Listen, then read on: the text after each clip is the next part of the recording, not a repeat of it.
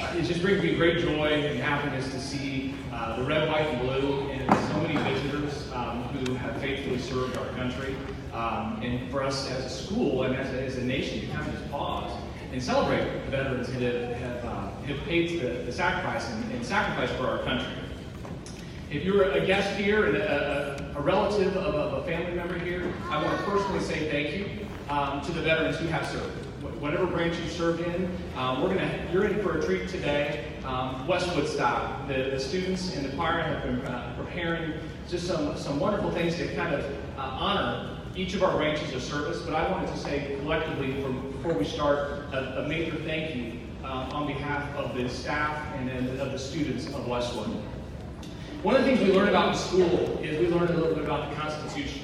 And boys and girls, when you get to the older grades, we talk about the 5th grade, they talk about the Bill of Rights to the Constitution, the freedoms that we have, the first 10 amendments to the Constitution. You know, one of the things that we did just this Tuesday, some of the parents probably stood in a really long line. Maybe it was on Tuesday or maybe it was this week before. They had an opportunity to vote. And whatever your feelings were on the elections, yay or nay, whether you're happy or sad, it's really refreshing to me to see there was record turnout in Indiana, because boys and girls, not every single student or every single person in the world has the opportunity to live in a country where you have a right to decide what your government is going to be. And the veterans that are among us have fought for that right. There are countries in this world where the parents or the adults just don't get to have a chance to vote. So that's one of the things that we thank our veterans for. One of the things, all of the Bill of Rights, I could go through the whole list, but we're going to keep it short. The other one I just kind of want to talk about a little bit is sacrifice.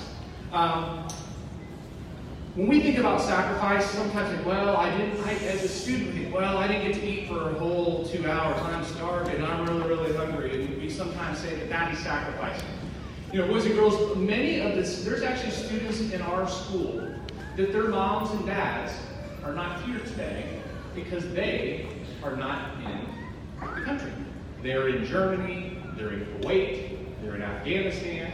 So when we say, you know, I miss my mom or I miss my dad, there are students that their parents are gone. And that are Westwood students, their parents have been gone for 9 months or for 12 months. And that's a sacrifice. It's a sacrifice for the soldier, but it's also a sacrifice for the family. And families, I wanted to say thank you for all the sacrifice that you have done as you support your loved one.